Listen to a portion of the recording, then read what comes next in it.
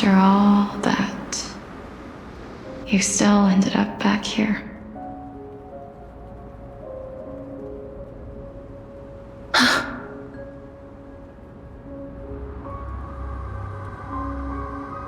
So the legends were true. The Nether realm really is a sea of flowers. Yes. Just like the flower fields we tended to back then. Is that you, Plixia? Do you remember me? I don't have the memories from that time, but I've seen you before during an experiment. I see. Call me Thanatos, then. It'll be easier. However, since you recognize the name, you must already know everything about Thanatos, right? Yes. I'm here to reforge the order of life and death in Amphorius.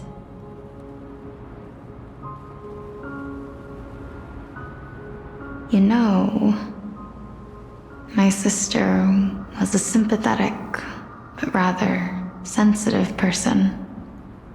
Whenever she didn't want to say what was on her mind, she would avoid eye contact and look off into the distance. Just like what you are doing now. Can you tell me about the last Era Nova? What did you do, Plixia?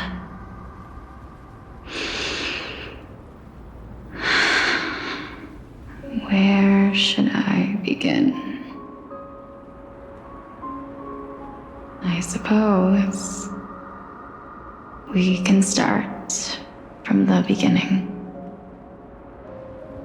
A long, long time ago, there were a pair of like-minded twins. As foretold in the prophecy, they were chosen to be successors to the god of death. But fate was cruel. The price of attaining divinity was to take the life of a family member with our own hands. That trial was indeed recorded in that memory. Then you should already know that my sister voluntarily gave up her own life, so that I could ascend as the demigod of death. But I couldn't accept that. Why did we have to kill each other for a future she'd never see herself? That's not fair. So, while weaving the laws of the new world, I shattered the forbidden bottom line for life and death. I reshaped my sister's soul and took the form of the great dragon Pollux to carry her up the River of Souls and back into the mortal realm. But our fates were already decided and manifested in unexpected ways in response to my futile actions. Aging is an unbreakable law of nature laid upon humankind, created at the same time as death. When the living die, their souls will meet Thanatos, who would determine where every soul goes. If the Reaper raises their left hand, the soul is granted death and allowed to enter the Nether realm to await reincarnation. If they raise their right hand, the soul is rejected by the Nether realm and returned to the mortal realm to continue walking the earth. That's why the Hand of Shadow can only lay down judgment and not embrace another being. Yes. Death was originally a pair of hands, but but they were split in twain when we reached the mortal realm, never to touch each other ever again. The half of Thanatos that represents life, the undying human who grants death, that was the curse I forced upon you. Then, what about you? As the half of Thanatos representing death, I shoulder the fate of defying death. I died the moment I entered the world of the living. From then on, my Titan also no longer existed in this world. The cycle of life and death stopped. Souls were denied their audience with death, and were left stranded within an ever-rising river of the dead. What irony. My selfish desire to save your life gave you and the world a fate far worse than death instead.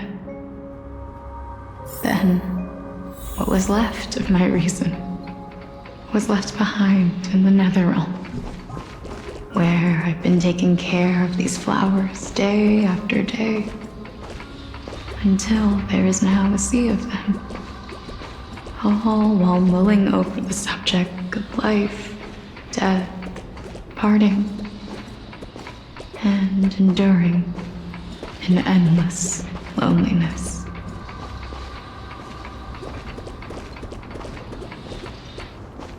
Fate is absurd indeed. Our lives were a mirrored image of one another, like a pair of hands. Even so, we arrived at the same destination. We walked different paths, yet experienced the same pain. I had hoped that maybe you would at least have a good life in this cycle. I'm sorry. I lived my life well. It didn't go to waste. As far as I'm concerned, you did nothing wrong. Even though I forced the authority of granting death to humanity upon you, a total stranger. Too many responsibilities were forced upon me in the course of this long journey. I was once lost, even upset. But I realized recently that if it weren't for your blessing, I wouldn't have understood the source of these emotions, nor would I have realized my purpose. I wouldn't have made it here to reunite with my missing half, and we wouldn't be discussing our past while sharing the same view of this landscape. I wouldn't have understood the meaning of our existence. The meaning of our existence. This sea of flowers blooms on dead land, because we sowed it with the seeds of our separation and watered it with our tears of loneliness.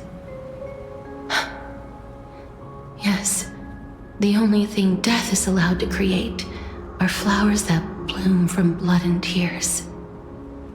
That's why Thanatos cannot create living beings at will, nor can the hand of shadow determine a person's remaining days. Because the life and death of mortals should never be dictated by another's will. Are you saying there's no point in Thanatos' existence? No. No single being can bear the scales of life and death on their own, not even a god. Life and death weigh equally heavy. We both know that now, don't we? You, too, must have had a difficult life. We've taken quite the ridiculous journey together, haven't we? I had a feeling, even back then, that we would meet again one day.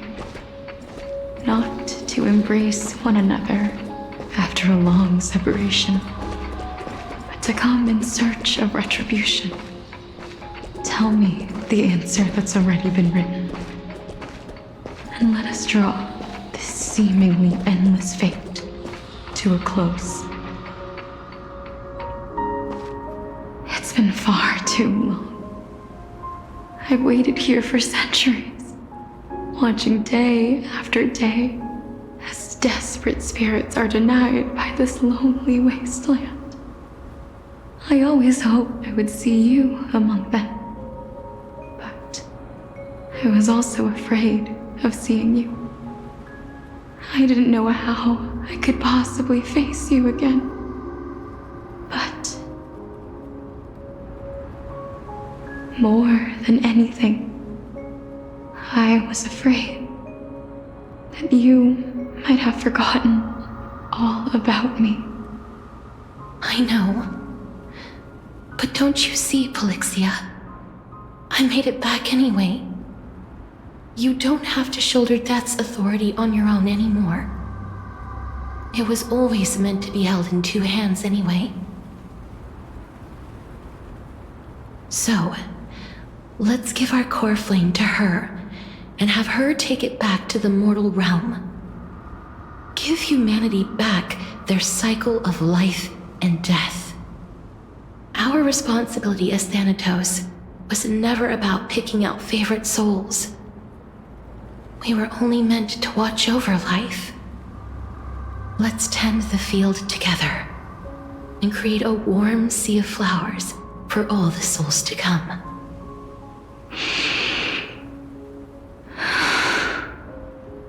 What do you think, Polixia? Yes, just one last step.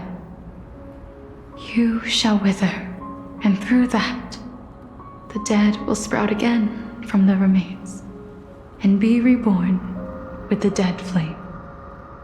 As foretold by the prophecy, Thanatos' authority is only destined for only one person to wield. As the Chrysos heir of death, as their demigod, as a titan, our fated moment has arrived once again. Just like before. Yes, just like before. But unlike that time, the ones undergoing the trial this time are prepared. You've made up your mind? Yes, as dictated by fate. But I won't be afraid, as long as you're here with me. Complete your trial in this life. Grant me the embrace of death, and light the spark of life ablaze. You've been tempered by life and death. I know you'll be able to give this wasteland its first breath of life. Like a raven butterfly, flying swiftly into the nether realm, perching on the twig of death.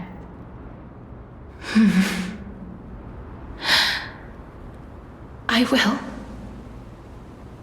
After this, I will remain permanently in the Nether realm. The river of souls shall return here and rain down from the sky, scattering souls across the earth. The cycle of life and death will flow once again. This sea of flowers you sowed shall bear countless joyous or sorrowful souls, and bloom evermore.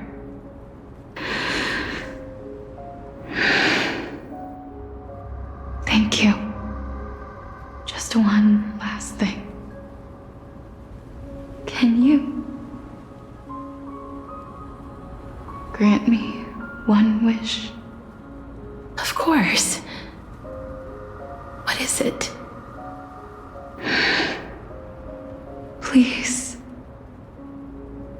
don't forget me. I promise you. When we meet in the next world, even if I have endured another reincarnation, even if we do not know each other's names, I will still hold you tightly in my arms, just like what I did when we were born. Castorice, Castorice, you're as beautiful as a fleeting butterfly.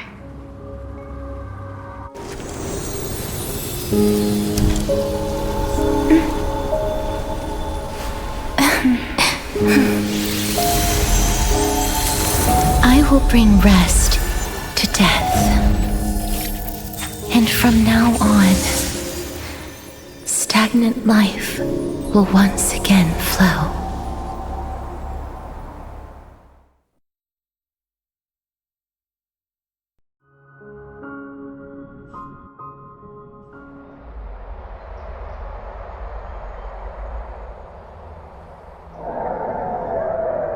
Time flies. In the blink of an eye, the 15th entry hour is already at hand. When this farce is over, your soul will be placed on the scales of life and death. Are you ready? No need to ask so many times. Of course I am. Then why do you drag your feet? Is your fear of crowds holding you back again? I simply find them too noisy. Paying attention to conceited fools like them would be an utter waste of my time. Such harsh words. As I see it, you are no less arrogant than they are. I couldn't agree more. Oh. I did not expect to hear that from you. Are you not going to refute me? I know myself better than you think I do. At the very least, better than a stowaway like you. And they say men whose ends are nigh have but kind words. Well, that is exactly why I chose you. Should I thank you for the compliment? The hour of the trial has come. Do you have an answer for me? And how will you prove the veracity of your argument? I suppose there is no point in putting this off any longer. Do you recall where we stopped the last time? You were saying that Amphorius's history is cyclical. Indeed. The demigods that bear the core flames eventually become the new titans at the world's end. Remember what happened on the Holy Mountain? Calypso, Naias. As their destined ends approached, one by one, they left this world, leaving only the twins, who are fated to succeed death. Unfortunately, while their journey is consistent with ours, you and Calypso, as well as Nikador and Naias, act as supporting evidence. I can only come up with a rough sketch for my theory of a cyclical history. For all the pains I took to reach this point, I had already lost hope of ever obtaining definitive proof. After all, the past is in the past. Proving that we are the legacies of heroes of the past is a hopeless endeavor. That is, until I met a girl named Polixia and her sister. If Castorice was truly sent from the past to the present for the Titan's self-serving reasons, then having lived through 2 cycles, and with Styxia as the pivot, she will no doubt be the link to connect all of this together. If the Twins of Death can bridge 2 cycles to reunite at the shores of the Sea of Souls, then my hypothesis will no longer be just a hypothesis. And you too will get the answer to your question. Well, that is all well and good, but how can you be so sure? If there is even the slightest error in your hypothesis, the girl will be shattered. It matters not. The most important quality a scholar must possess is foolhardiness. If you are overly cautious, then you'll never have the gumption to make the first step, and change will never come. Besides, I, Anaxa, am destined to overturn this farcical world. Come, let us go and teach those pathetic worms one final lesson.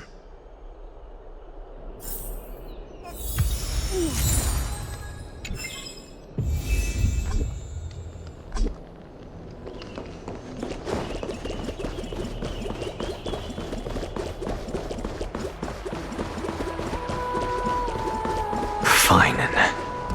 So they are leaving the final debate to him.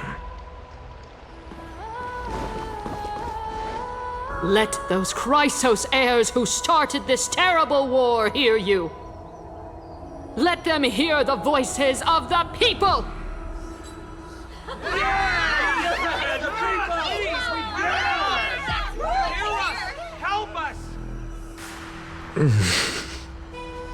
As always, that woman knows how to stir up a crowd. Professor Anaxa, I thought you'd pass on this. Everyone must cast their vote, or this assembly would serve no purpose. Prof, do you truly think it's wise to entrust the fate of the world to an assembly like this? Aglaea has stood strong under this system for 1,000 years. It stands to reason that there is purpose in its existence. But that is not what you're asking, is it? What you really want to know is Aglaea making the right decision in entrusting the fate of the world to you? Nothing ever escapes you. I didn't spend all those years teaching you for nothing. Most people only take 4 years to graduate, if I recall. To tell the truth, I feel like I'm on my way to an execution chamber instead of a podium. So, do you have an answer to that question? No, I don't. I thought so. Because that question is not yours to ask in the first place. Is Aglaea entrusting the world to you the right decision? Don't make me laugh. That is a question that woman must answer herself. Why are you fretting about this on her behalf? Or have you been seeing yourself as her pawn all this time? Listen up. I'll say this only once. Flip your perspective around and ask yourself this instead. What should I do to ensure that the world doesn't stray from the correct path? That is what you should be thinking about. You still have time, so give it some thought. Oh, and don't bother telling me the answer. Tell it to those begging for salvation from the gods. Got it. Thank you, Professor Anaxa. That's Anaxa to you.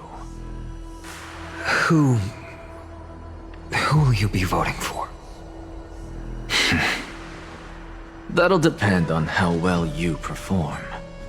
May Circe safeguard your thoughts.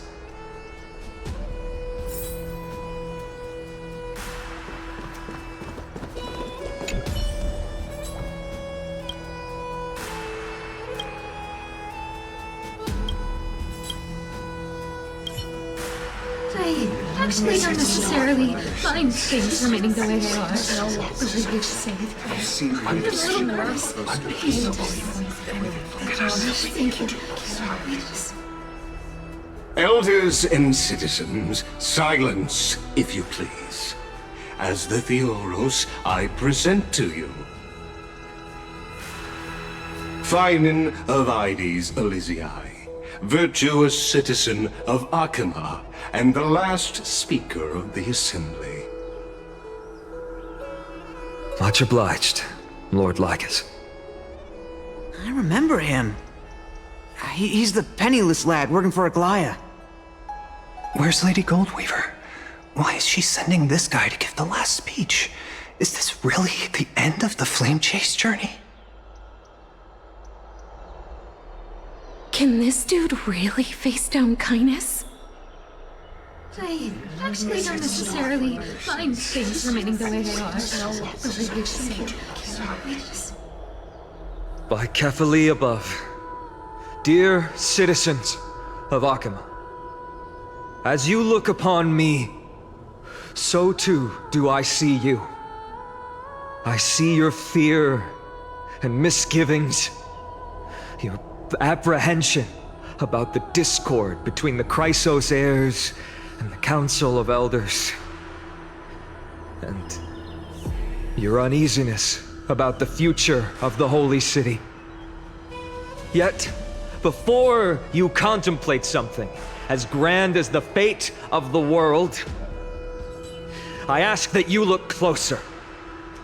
Look beyond the horizon illuminated by Kefali, at the crisis threatening to overwhelm us. What? Hyades Elysiae, my beloved hometown, is a village forgotten by time. It is a place with the most invigorating breeze and wheat fields that spread all the way to the sea. I once thought that there I would enjoy a lifetime of peace and quiet with my friends and family. How I wish I could invite all of you to that paradise, far from the noise and chatter of the world. Alas, I can't. Because she, and all that she nurtured, all that I loved, they have long been devoured by the black tide. My beloved home is no more.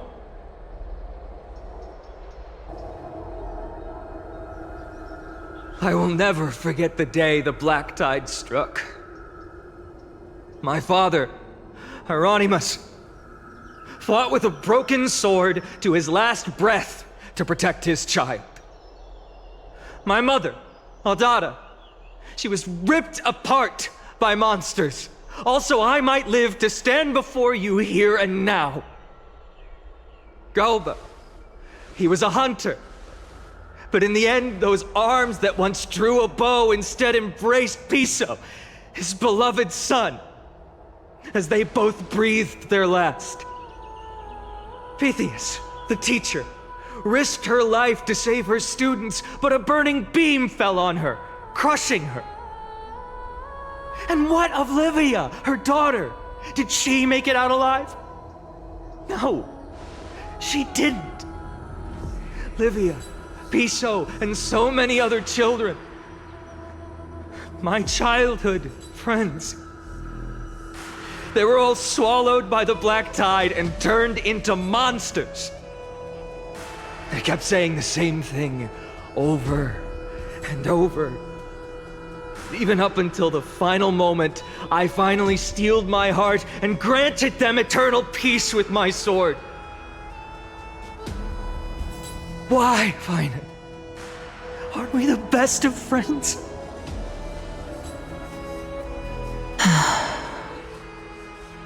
That is the black tide. A looming threat that can bring Akima to its knees any time.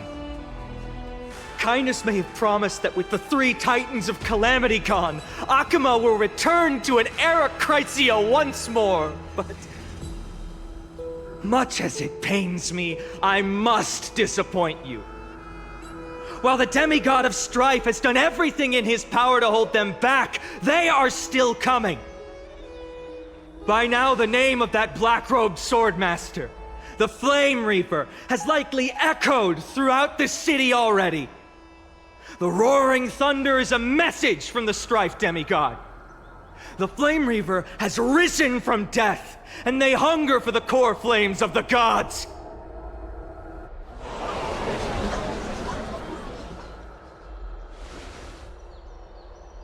Lies!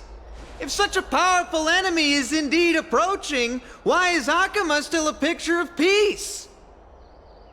Exactly! The city of Akama shows no signs of pandemonium or chaos. And why is that? I beg you, spare a moment to think about this. Are we able to stand here and hold this assembly in peace today because the danger has passed? No! This peace we enjoy is no gift of fate. We are able to stand here today only because the Chrysos heirs have stepped up and shielded Akama from calamity. With her golden threads, Aglaea has preserved and continues to preserve these idyllic days that all of you hold dear. The Council of Elders claims that Aglaea will one day forsake the people because her divinity is eroding her body and soul. But ask yourselves this. Rather than offering her aid and support, why do they choose to watch and push Akama away from the Flame Chase journey? The answer that no one can bring themselves to speak of. A truth stained in blood and buried in greed, fear, and vanity. Allow me to lay it bare before you. It is because the Council of Elders, which bears Akima's history and honor, along with this citizens' assembly we once took so much pride in, are now infested with vermin.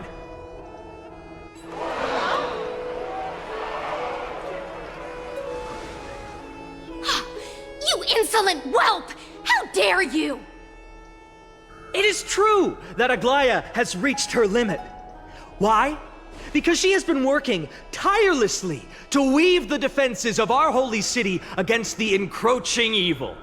All while these vermin are making up baseless accusations about her and scheming in the shadows.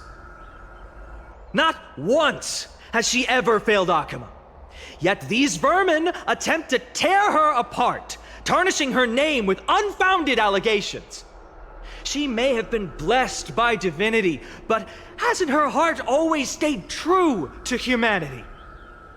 They attempt to mislead you and reduce this assembly to a crude standoff between gods and humans, but citizens of Akama.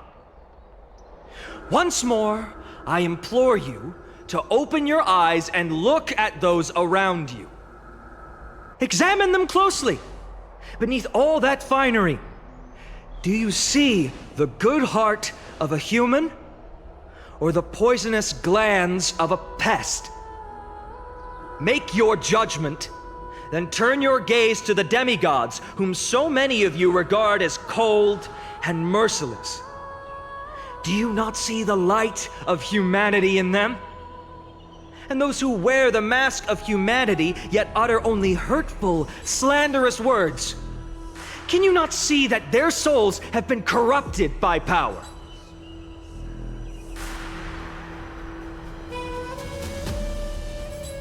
Yet, no matter what your answer is, and no matter who your vote goes to, rest assured that you have nothing to fear.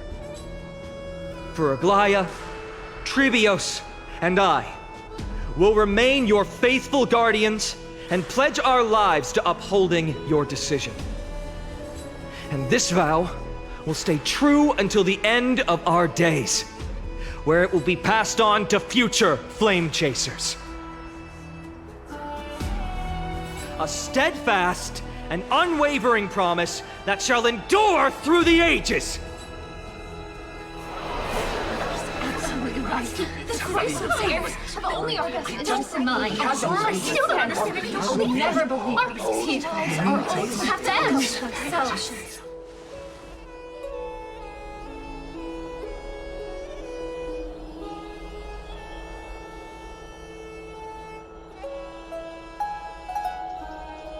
At the present time, on the scales of Talentum, those who call for the continuation of the Flame Chase journey, and those who demand its suspension.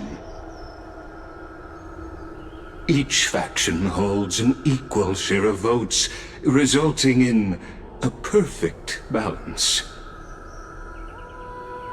As expected. This is the moment when the flame chase journey is the closest to its end. And now it's your turn to vote, Lord Anaxa. Is there anyone else who hasn't voted? No, you're the last. Cast your vote with care, for your decision will break this impasse. I have long since made a decision. Very well. May you bring much needed change to this farcical world.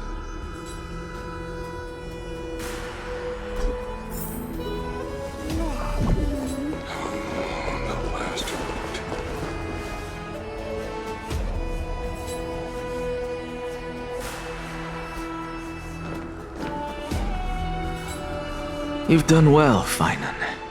Given the circumstances, delivering a rousing speech to stir up emotions was a prudent move.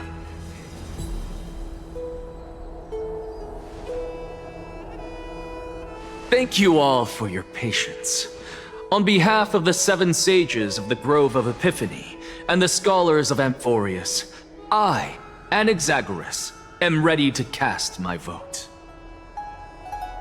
But before that, in the interest of fairness, Lady Goldweaver, I pose a question to you before all who are gathered here. Will you, as Phainon has promised, stand by the decision made in the Assembly, regardless of outcome? In the interest of fairness, I make no promises, lest it should influence your decision. Very well. I thank you for your honesty.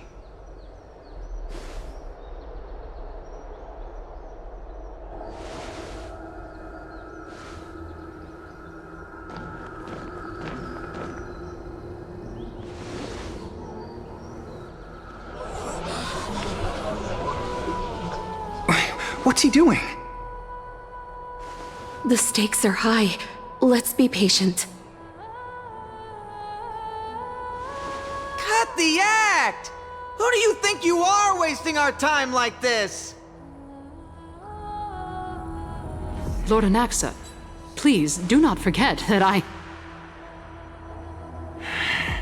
Rule number 1, do not call me Anaxa. Rule number 2, never interrupt me. Silence is golden.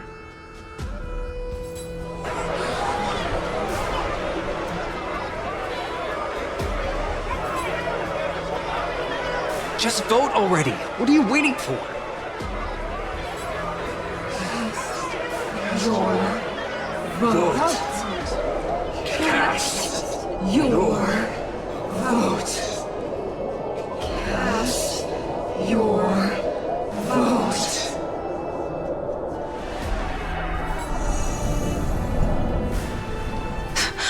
I cannot help but wonder, is every hardship in the world something you will exploit and use to your advantage? How else am I supposed to make use of this situation where my body and soul are separated?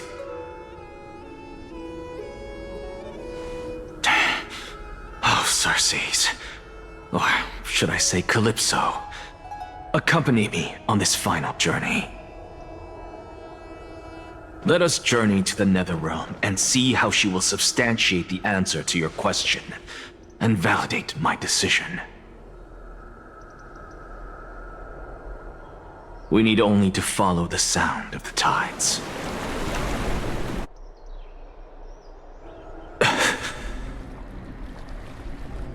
You are...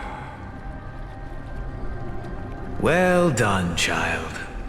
Just as I foresaw, you have achieved great things. Teacher. What a twist of fate. A blasphemer raised in the doctrines of the Venerationists. It's like a foal kicking its mother in the belly after taking all her milk. I respect you immensely, sir, but... You cherish the truth even more.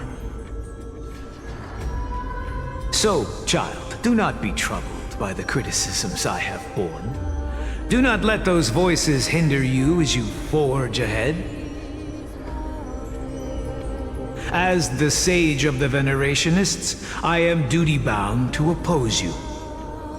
But, as your friend and mentor, Anaxagoras, I say,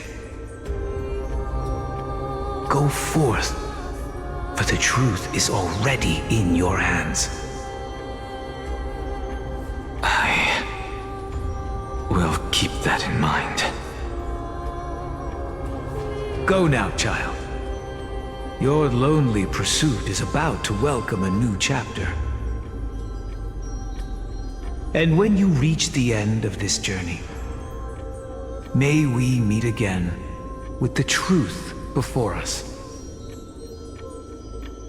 You have my word, sir.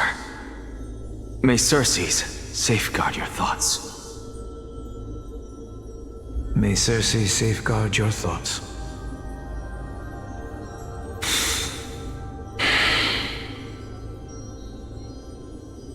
You are right, Empedocles.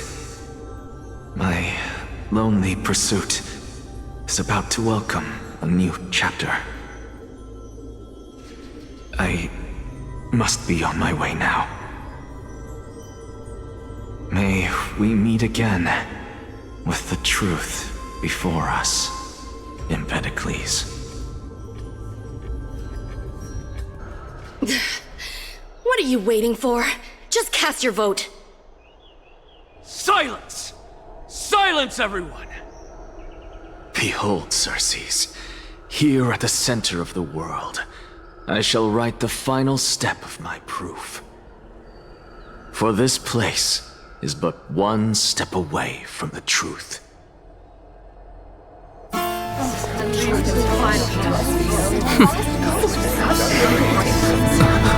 Professor, I completed the proof you wanted.